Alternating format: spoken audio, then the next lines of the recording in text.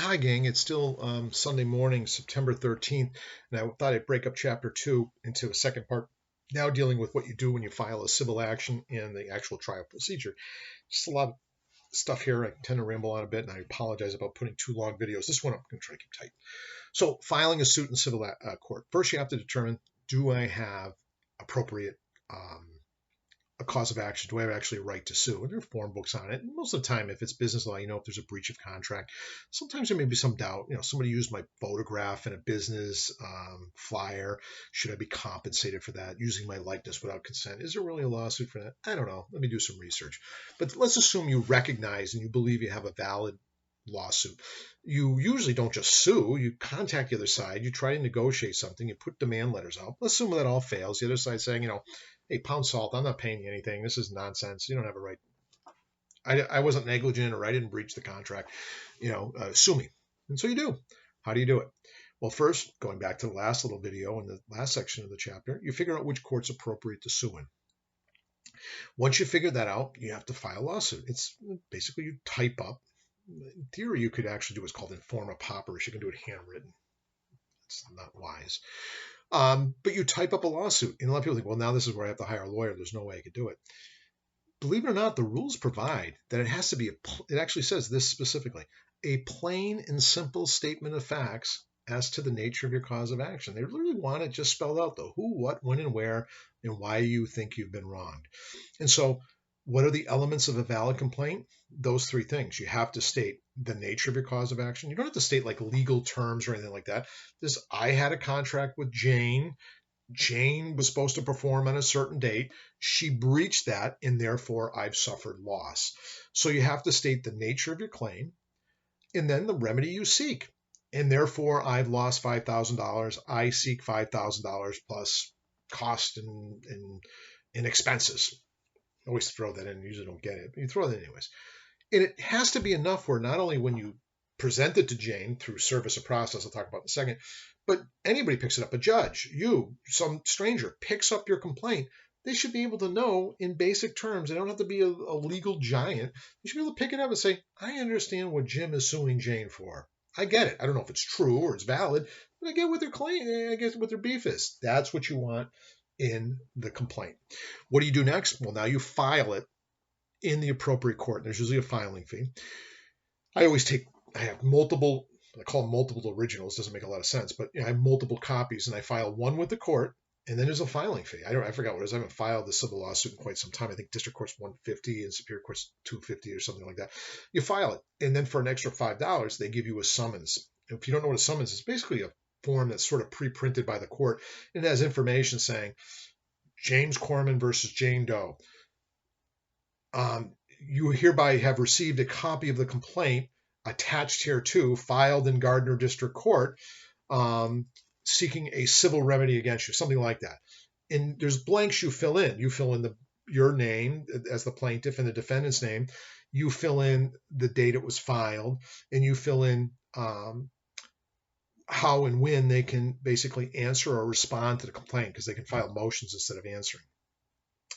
It's basically a concept of fairness and due process. What's due process? We have not only substantive rights and duties between parties, but we have to have a fair process. Imagine being sued and not knowing about it. Or imagine being sued and not understand it. Having the ability to basically understand, what am I being sued for? We want clarity. And so after I file it with the court, there's rules. Massachusetts, I believe, is 90 days. The federal is 120. You don't need to know this, but after I file with the court, I tend to do it the very same day. I bring that summons, I fill it out, fill out the blank portions. I attach a copy of the complaint to it. Now I have a docket number because the court just supplied it to me, and I sometimes handwrite that in, the typed portion. And I bring it to a sheriff. I like to use the sheriff. They're a private process service too, but the sheriff, just does a very professional job, and it's competitive pricing. They know it's going to get done, and I feel comfortable. They bring it out to the defendant, place of employment, their home. They prefer to give it what's called in-hand service. They really want the defendant to have it, because otherwise they can claim, I never got notice of this lawsuit. But oftentimes they don't have the ability to find the defendant. They're at work, they're away that day. They can leave it usually at a conspicuous place at their abode. They call it their abode, their house. They stick it in between that storm door and your other door. they're not supposed to put it in the mailbox, but they put it in real conspicuous spots. And then they fill out what's called an affidavit or return of service. They say, I, Sheriff Barney Fife, delivered at the last known address of the defendant, 123 Green Street in the city of Gardner, by leaving it at their front door, or by in-hand service to a person that produced an ID to me that it was them and I gave it to them. Well, now we have notice of a lawsuit. Great. And now there's going to be steps in between.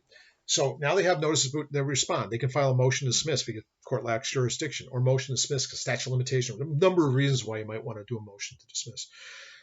That's usually claiming the lawsuit just has no legitimacy on its face. Sometimes that works. If you don't do a motion to dismiss, you have to do an answer. And most defendants, they're not going to say, yeah, everything's true what the plaintiff says. I screwed up. They probably suffered a $10,000 loss. Well, then we don't really need to go any further. You have to pay. You're agreeing to the judgment. It's pretty rare. Usually they deny the claims, right? And I sometimes I do a little defense work at sometimes in civil. Sometimes we'll just do a general denial, but usually you go through each paragraph of the plaintiff's complaint because some of it's true. Yeah, I am James Corman. I do live at that address. 2, yeah, I did enter a contract such and such a date. 3, I deny I breached the contract at a date. 5, I disagree or I deny that the defendant or the plaintiff has lost X number of dollars. That's your answer complaint. You send that to the plaintiff, not through sheriff. You can send it first class mail. But you also send a copy to the court to let the court know you've responded within that required time. And it's usually 20 days. Now, what happens if you don't respond within 20 days? Well, then there's a default judgment against you. Don't get too excited if you're the plaintiff. I've had a default judgment for $500,000. You're rich now, right? No. The court doesn't want to get cases resolved on technical failure to answer within the 20 days because there's legitimate excuses. Often there's kind of illegitimate laziness. I didn't think this lawsuit was serious, so I ignored it. Now I find out they're trying to attach my wages or something like that. Now I want to respond. Most courts, especially if it's within 1 year, will remove the default because of, believe it or not, the term, it's an oxymoron. If you're ever looking for an example of an oxymoron, I just gave you one. It's called excusable neglect. Well, if it's neglect, how is it excusable? But I do like the concept. Basically, we don't want people to lose property or monies simply because they failed to respond within a specific time frame. So default judgments don't tend to carry a ton of weight within that first year. You don't need to know the timeline either. Just say, the defendant's got to respond within a reasonable period of time. They respond. Now what happens? Do we get a trial next week? No, and I will test you on this a little bit.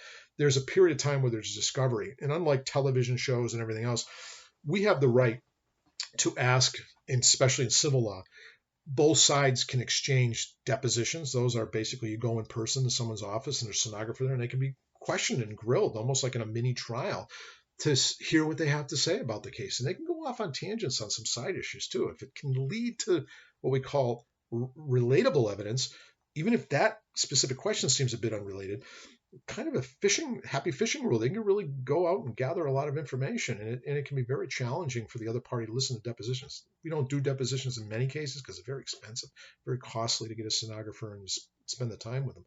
But we have this period of discovery. We can do written questions. Those are called interrogatories to the other party. So you can find out, what are they going to say about what happened that day? What did they see, hear? Did they enter into a contract? Are they denying that? Are they admitting that? Get a lot of information ahead of time, because what happens when we get closer to trial is we want both sides to really know what the other side's hand looks like. If you like poker, the poker analogy, think about it. If you say it's 5-card poker, you see 4 of my cards, I see 4 of yours. Is there really much of a surprise? Maybe a little bit. We don't know how it's actually going to come out because there's one card still in the hole. It's still uncovered, not exposed. But for the most part, if we do a good job on discovery, both sides are required to exchange documents, answer questions ahead of time, be interviewed ahead of time, and you can gather information from public sources like police departments, public records. And when you gather all that information, what do both sides, if they're doing a good job, glean out of it? What do they get out of it? You can kind of see which way the case is kind of leaning. It helps for settlement. That's why in civil law, 95% of all cases settle before trial. But why should they settle? Because I realized we're going to lose. We're probably going to lose. Or we're going to win, but we're not going to win nearly as much as we thought because there are some mitigating circumstances.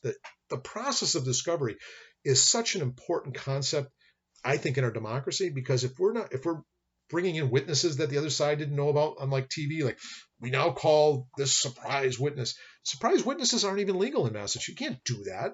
Sometimes you can bring in what's called a rebuttable witness to rebut what somebody else said, and they should have already anticipated that. But for the most part, I know every witness they're going to call way ahead of time, way before the trial starts. They know all the witnesses I'm going to call. They know what pictures I'm likely to present. I know what documents they're going to present. And when we know it all, we usually have hopefully a common sense assessment of where the case lies. Sometimes we don't. That's why some cases do have to be tried. And sometimes there are surprises. Those are the ones you read about. Most cases come out, I think, pretty equitably, pretty fair, because both sides know what's going to happen ahead of time in terms of all the evidence going to be made. Are there sometimes surprises? Of course, it's human nature to have things fall apart and not go the way you thought they would. But that's the discovery process. I love that. And the big three: interrogatories, written questions. They're cheap, they're easy, they're done almost in every civil case. Depositions, that's where you can actually get the person live in front of you. You can ask them a whole series of questions. Interrogatories are limited to just a couple of 30 questions. You're not supposed to ask more than that, or it's considered burdensome. But in a live deposition, you can go on for days and days. You can really go deep.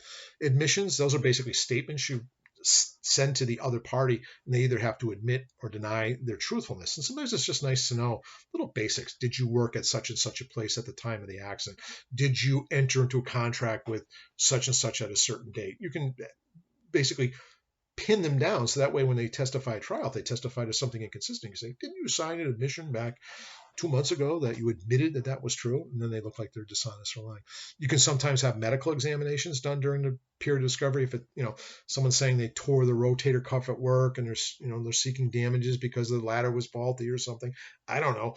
Well, I want a doctor to look at that person, because I don't know if I can believe Dr. Zhivago's a diagnosis, or I want my doctor, Dr. Kevorkian, to look at him and see if it's legit. You can also have access to a location. I want to take a look at that lathe. I want to take a look at that property, and I want to physically see it with my expert to examine it. All these things help the fairness of the trial. Very few trials should be done with, I wonder what's going to happen next. We should kind of have it scripted a little bit. It's kind of like a play with a little bit of, what do you call those comedy troupes, where they have a little bit of an outline, but they ad lib a lot. That's kind of what trials should be in the civil realm. That's not criminal. Criminal tends to be a little bit more surprising, but civil should really be out there with all these discovery tools. That's what discovery means. Then we have fact finding. That's a trial. And that brings us to trial procedures. So we're just going to talk about civil, although it's very similar to criminal. But in a civil trial, we couldn't resolve it. Judges really, and 95% of them do get resolved. If it doesn't get resolved, we're going to have a trial. What kind of trial? Judge, meaning a bench trial, or a jury trial? In the civil, most civil cases provide for a jury trial, but not all. Because, wait a minute, this is America. We always have a right to a jury trial. It's only in the criminal realm do you always have a right to a jury trial. In the civil realm, only certain kinds of cases, the bulk of them though, recognize a right to a jury trial. And those of you that want to talk about the Bill of Rights, many of you like that concept. There's some rights that no one even knows about or remembers, because I like to put people on the spot, jokingly, friends of mine, attorneys, say, hey, what do you think the Seventh Amendment of the United States Constitution means in today's world? Do you think it should change? And you say, oh, yeah, there's some issues there. I mean, what is the Seventh Amendment of the United States Constitution? Almost nobody can answer it.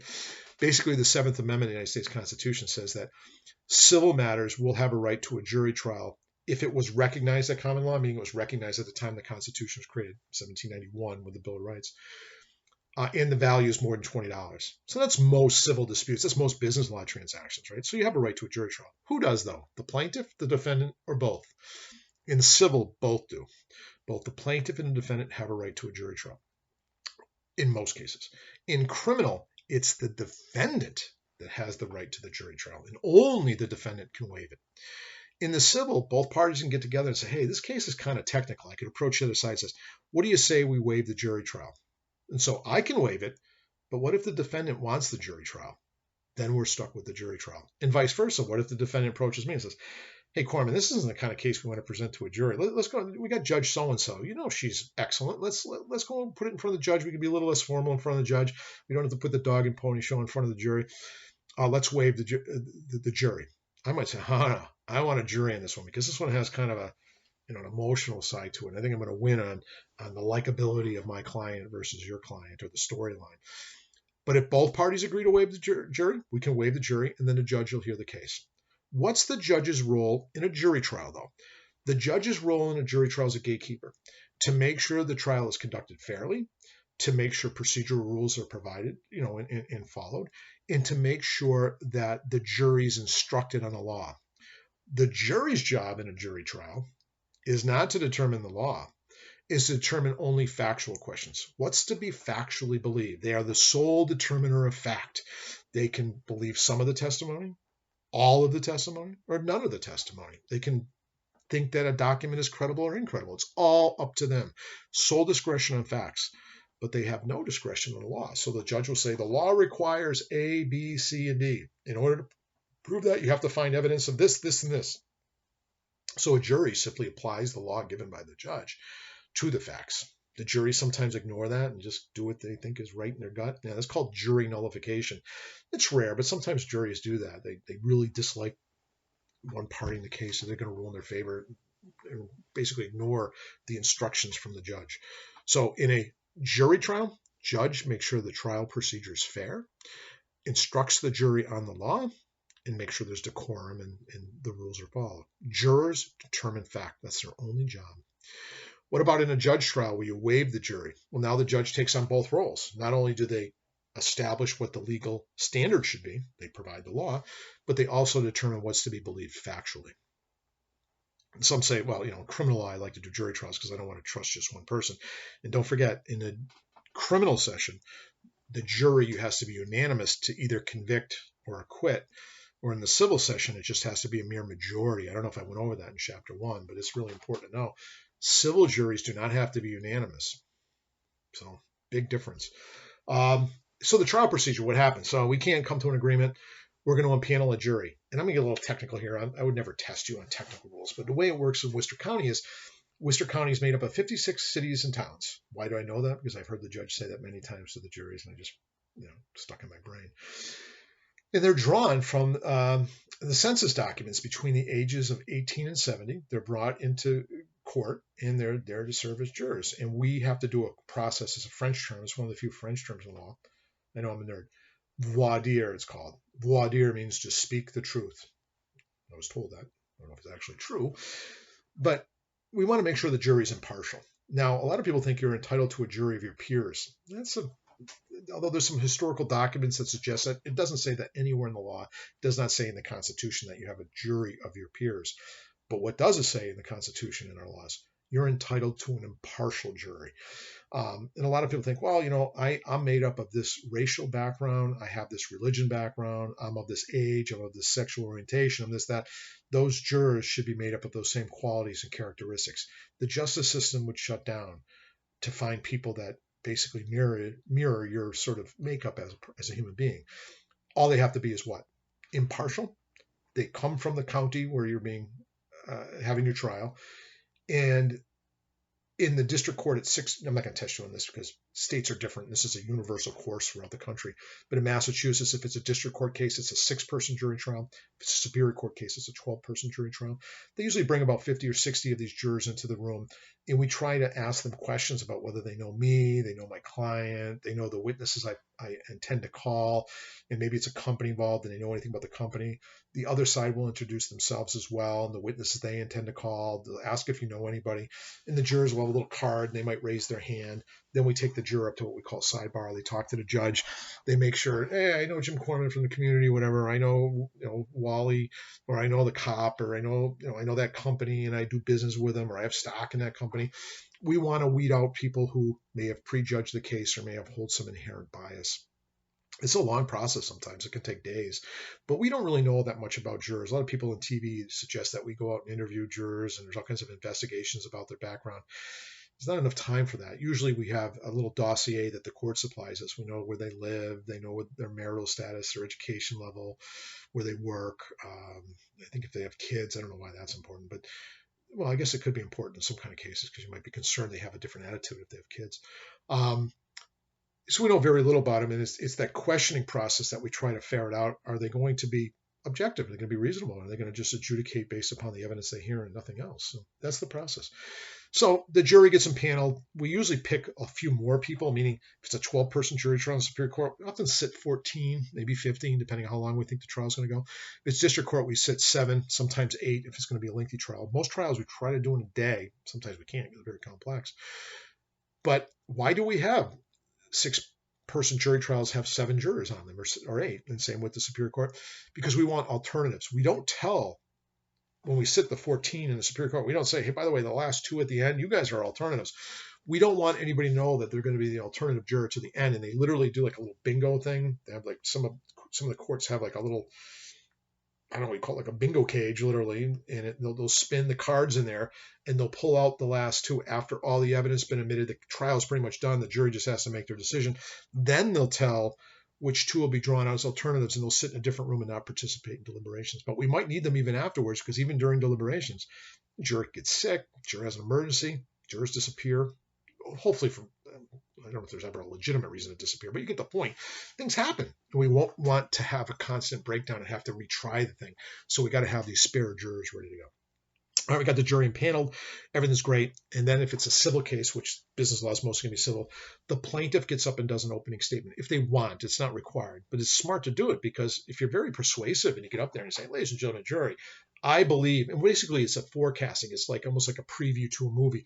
I'm going to tell you what you're going to see in terms of testimony, and here, based upon testimony, I'm going to tell you about the documents that are going to be presented to you. And boy, after you hear all that, ladies and gentlemen, jury, you're going to be convinced that my client was in a valid contract with the defendant, and that defendant breached that contract without just cause, and therefore my client's out $5 million, and please bring justice to my client today.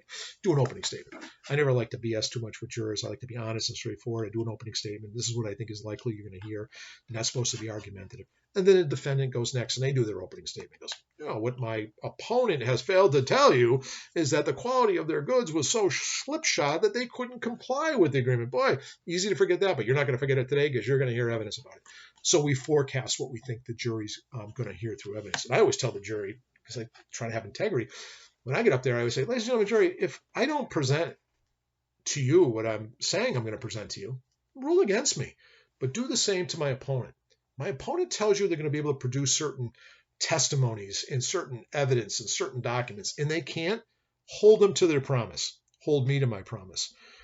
And weigh the evidence objectively. And I think if that happens, and I think if the evidence comes in like I expect, I believe you're going to be able to, and be required by law, to return a verdict on my client's behalf. Thank you for keeping up my good day.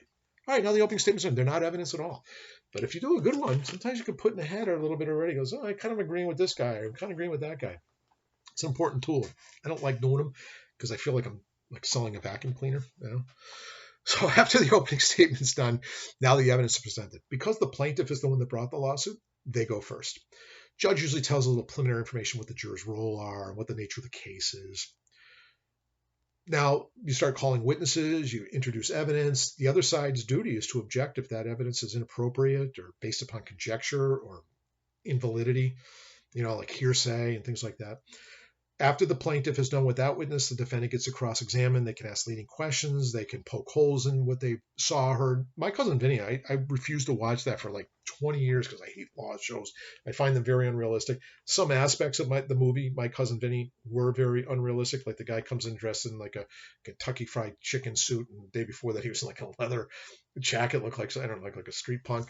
And the way he talked was crazy. But actually, when I watched it, I was very impressed about the process of cross-examining and presenting evidence and how challenging it was. It was done pretty well. So if you're interested in a lot of thinking about going on, not the worst movie to see what it's like to be trying to present or block evidence from coming in. It's a real challenge. So the plaintiff goes first. The defendant gets to cross-examine and poke holes. The plaintiff rests. There is an opportunity there for the defendant to approach the judge, not in front of the jury usually, and say, Judge, there's no way a reasonable juror could come back with a verdict in favor of the plaintiff. Please give a directed verdict. That's rare, but judges are there as a safety valve, and sometimes a case shouldn't go to the jury. It's just so poorly presented, or there's no evidence as to some element. The case should be tossed. It's called the directed verdict. I don't even know if it's in the book, but it's nice to know there's processes along the way where cases can fall apart. So the plaintiff is done. Now the defendant can produce evidence if they want in rebuttal. They don't have to, because it's the plaintiff's burden to prove the case by a preponderance of the evidence in civil. And most defendants in civil do put on some kind of case, produce some witnesses, things. Then if I'm the plaintiff, I'll get to cross-examine the defendant's witnesses. Then we go to closing arguments. In civil cases, the plaintiff goes first. So they went first in the opening statement, they go first in the closing. and basically say, ladies and gentlemen, jury, did you hear what I heard? Just like I said in the opening statement, the evidence, the credible evidence should lead you to conclude this. Should make an argument. Defendant does the same thing. Ladies and gentlemen, the jury, obviously the plaintiff is here just to get money on a specious claim that has no merit whatsoever. You heard the evidence, and you make an argument. Once it's all done, then the judge says, thank you, counsel. Now, ladies and gentlemen, jury, you're about to take the case into deliberation. Doing an impersonation of one of the judges I used to work with. He always used to talk like that, even though he didn't talk like that in real life. You will be the sole fact finder. You will be the sole determiner of what's to be believed and what not to be believed. You are to speak the truth. And then he would tell the jury that that's what you're supposed to do. But here's the law. This case is a breach of contract. The first thing you must believe in order to find for the plaintiff is that there is a valid contract between the plaintiff and defendant. Next, you have to find that the defendant breached that contract without just cause. And then third, you have to believe that the plaintiff was damaged as a result of the defendant's breach and that there was no mitigating circumstance. They read through the law. Then the jury goes and deliberates, and it's up to them. And again, civilly, it's just a majority of the jurors have to find in favor of the plaintiff or they lose. Criminal cases has to be a unanimous either way. So it has to be unanimously guilty or don't say innocent. Sometimes it's business law, so I don't test on business law, but I do if I teach intro. It's either guilty or not guilty. It's not guilty or innocent. And occasionally I won a case in like a newspaper reporter who goes, what happened today? He goes, well, the juror found my client innocent. I love saying that. It's not true. They found him not guilty. They may think my client did it, but they're not convinced beyond a reasonable doubt. Very different standard. So after the verdict's done, what do? Well, if we lose, we might have a right to appeal. But again, what are we appealing? I did this in this last little lecture thing. We're appealing an error of law, which is very rare. Most of our judges are very educated, very well picked by the governor, I think, for the most part. They want to make sure the trial is fair. They don't want appeals to be running rampant. And again, what's an appeal? Not that we lost, but that there was something about the conduct of the trial that made it fundamentally unfair in law. Law is being appealed, not facts, not factual things. And that's it. And we can appeal. And sometimes we can settle the case during appeal if the appeal has some legitimacy. We can always settle right up into the eve of the last appeal. Now, I do want to talk about small claims. Some of you are in this business class because you want practical knowledge. Right now in Massachusetts, I believe the cap is $7,000. You can bring your own lawsuit. You can bring your own lawsuit in Superior Court, federal court. You can do anything. There's a lot of technical rules there. It's pretty hard if you're not an attorney. It's not hard to become an attorney. Everyone thinks it is. It's not that bad. But let's face it, it's kind of like playing chess for the first time. If you don't know the rules, you're going to get crushed.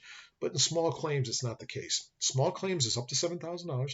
You'll literally fill out, handwritten, a little form for small claims saying why you have a good claim against the defendant. They serve it on the defendant and usually get a hearing within 30 to 45 days, maybe 2 months at the most. It's quick. It's fast. The hearings are semi-informal. The rules of evidence are somewhat relaxed. You just get in front of this clerk magistrate, kind of quasi-judge. You tell your spiel. You don't need to use a lot of legal terminology. In fact, they don't really want attorneys to come in there, although I do quite a bit of those. I did. And the defendant tells their spiel, and they make a judgment. The plaintiff cannot appeal that case because you've elected to go to small claims. Much cheaper, much more efficient.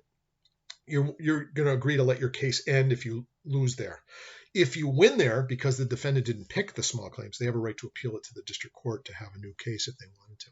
Small claims are a wonderful tool if you have a lot of, say you're like an oil company, you're delivering a lot of oils and it's about accounts receivable. You're a dentist, you're a doctor, you have all these claims that are 300, 500, 4,000, 6,000. Do you really want to go to district court? By the way, off the record, it takes almost 2 years to get a trial in the district court. Superior Court can be even longer. Small claims, anything up to $7,000, trial within two months. Problem is it is a little bit informal, and sometimes the clerk magistrates aren't that great. They're usually very good, though. I recommend going to small claims if you want to go off the record. So that's chapter 2 in a nutshell. Don't be afraid to ask questions, raise concerns. I tend to go very fast, and sometimes I stress the things that I think are important. But if you have questions, don't be afraid to contact me. Otherwise, have the great rest of Sunday if you watch it today.